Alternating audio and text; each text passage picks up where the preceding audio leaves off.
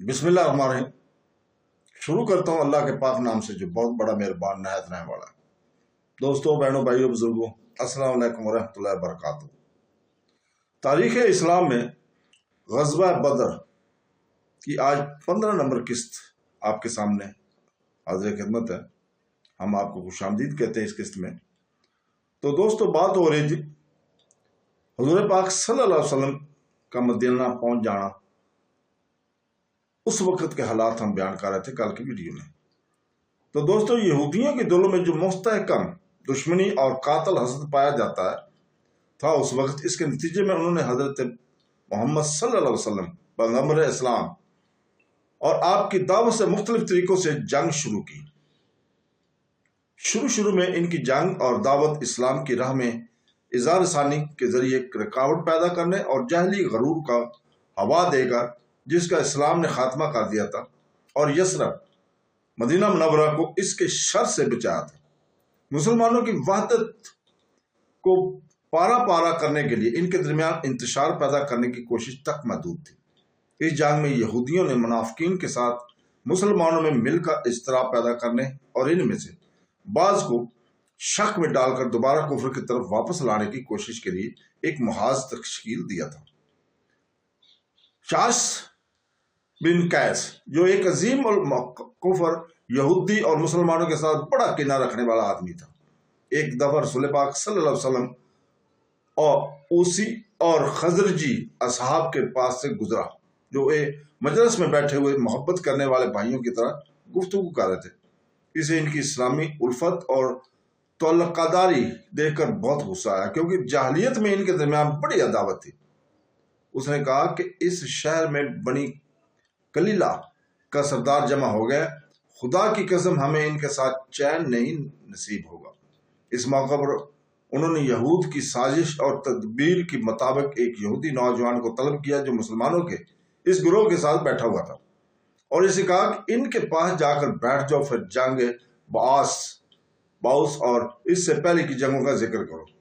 اور اس میں انہوں نے جو اشعار کہے تھے وہ انہیں سناؤ۔ اوس اور خزرج کے درمیان جاہلیت میں جو تباہ کن خانہ جنگیاں ہوئیں، ان میں جنگ باؤس ایک تاریخی دن ہے۔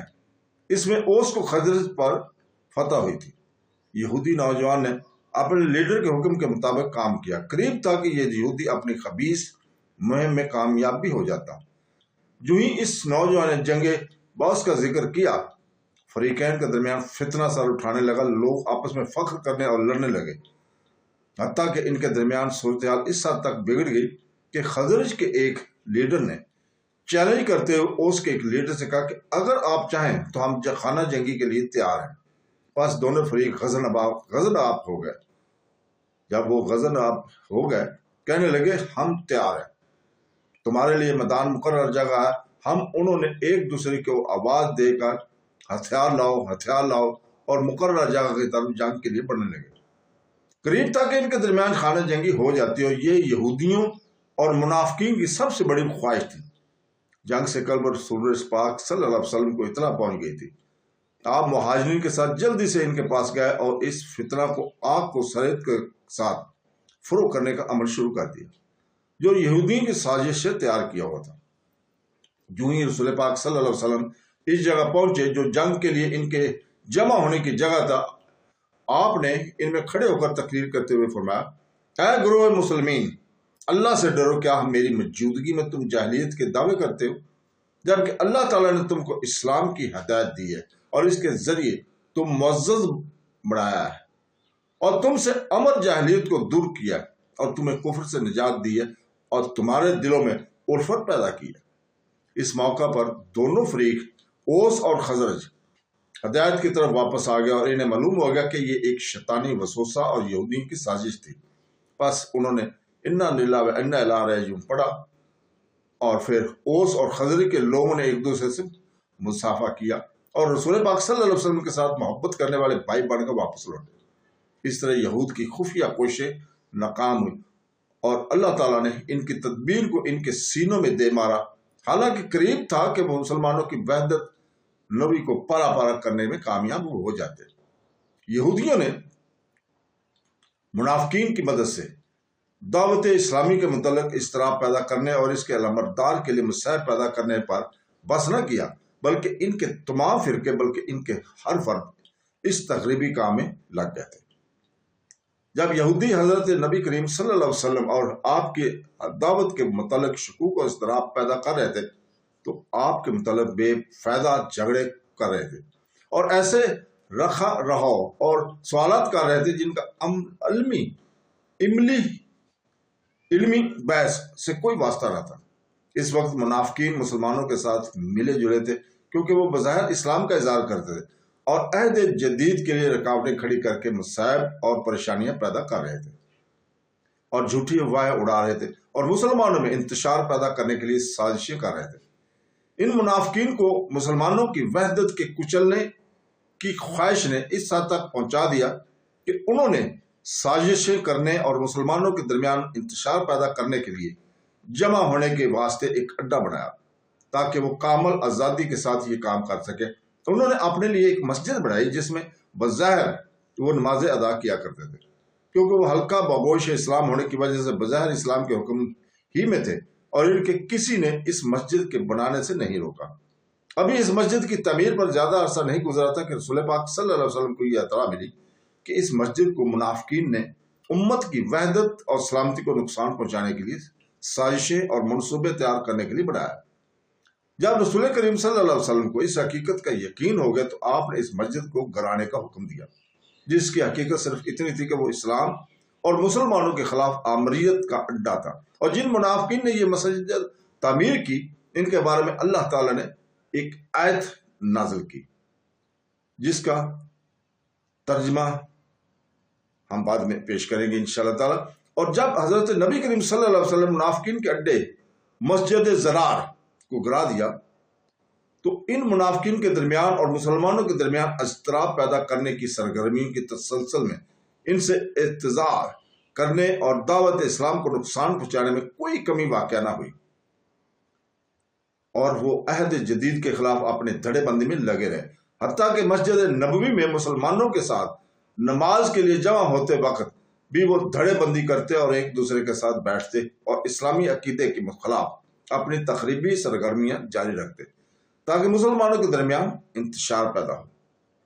اور جب ان کی شرارت بڑھ گئی اور حضرت محمد صلی اللہ علیہ وسلم اور آپ کی دعوت کے خلاف ان کی دشمنانہ سرگرمیاں اور اوقات عبادت میں مسجد نبوی کے تک پہنچ گئیں تو حضور پاک صلی اللہ علیہ وسلم نے اعلانیہ طور پر ان کی تعذیب کے لیے اور ان کی سازش کے شر سے بچنے کے لیے انہیں مسجد سے نکال دینے کا حکم دیا، کیونکہ مسجد اوقات نماز میں تمام امت کے جمع ہونے کی جگہ، اور اس طرح ان منافقین کے لیے فیاض دل لوگوں کے درمیان اپنا زہر پھیلانا آسان ہوتا ہے۔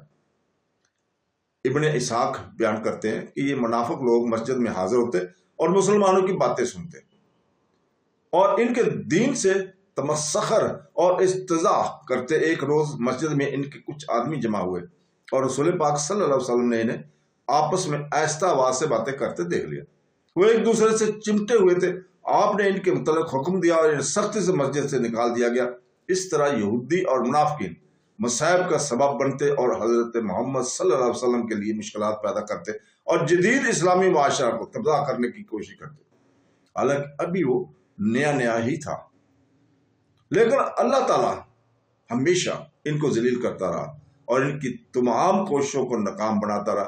حالانکہ یہودیوں اور منافقوں کے فتنہ اور فساد نے حضرت محمد صلی اللہ علیہ وسلم کے لیے بہت سے مصائب اور پریشانیاں پیدا کیا، مگر اب ان کی خبیث اعمال نے مسلمانوں پر ان کی حقیقت واضح کر دی اور وہ عہد جدید کے آغاز سے ان کی نگرانی کرنے لگے اور کسی بھی حالت میں ان کی طرف میل نہ ہوتے تھے، خصوصاً سیاسی اور جنگی حالات میں، کیونکہ وہ انہیں مسلمانوں کے درمیان ان کے خلاف کام کرنے والا فقط کالم سمجھتے تھے، کیونکہ جدید اسلامی عہد کی نسبت سے حالات نہایت خطرات ناک تھے اور ہر جانب سے مسلمانوں کو خطرے نے گھیرا ہوا تھا، کیونکہ وہ عہد جدید کے آغاز میں ہی تھے اور جزیرہ عرب کے اکثر باشندے اس سے دشمنی اور خصومیت رکھتے تھے۔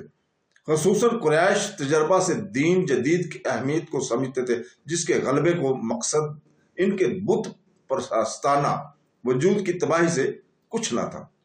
اس قسم کے حالات اہم حالات میں بھی رسول پاک صلی اللہ علیہ وسلم نے یہودیوں اور منافقین کے خلاف کوئی تعدیبی کارروائی نہ کی، حالانکہ آپ کو یقین تھا کہ جدید معاشرہ کے جسم کے اندر ان کی حیثیت بیماری کی گلٹی کی سی ہے۔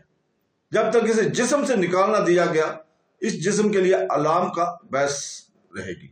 آپ نے ان کو ان کے حالات پر چھوڑ دیا، یہاں تک کہ انتہائی صفائی کا دور آ گیا، خصوصاً ان یہودیوں کے لیے جن بدعہدی نے مسلمانوں کے مقابلہ میں ہتھیار اٹھانے، معاہدات توڑنے اور نہایت نازک حالات میں ان کے محارب دشمنوں کے ساتھ مل جانے تک پہنچا دیا تھا، جیسا کہ غزوہ احزاب میں بنو قریظہ نے کیا۔ انہوں نے اس عہد کو توڑ دیا جو ان کے اور مدینہ منورہ میں معاصر مسلمانوں کے درمیان تھا۔ ان نازک حالات میں ان کی بدعہدی کی سزا میں رسول پاک صلی اللہ علیہ وسلم نے ان کے تمام مردوں کو قتل کرنے اور ان کے اموال اور اولاد اور عورتوں پر قبضہ کرنے کو حکم دے دیا۔ اسے ہم غزوہ احزاب میں مفصل انشاءاللہ تعالی آگے جا کر بیان کریں گے۔ آج یہیں پہ ہم رکتے ہیں، کل انشاءاللہ تعالی ہم اگلی قسط آپ کے سامنے پیش کریں گے۔ اللہ حافظ۔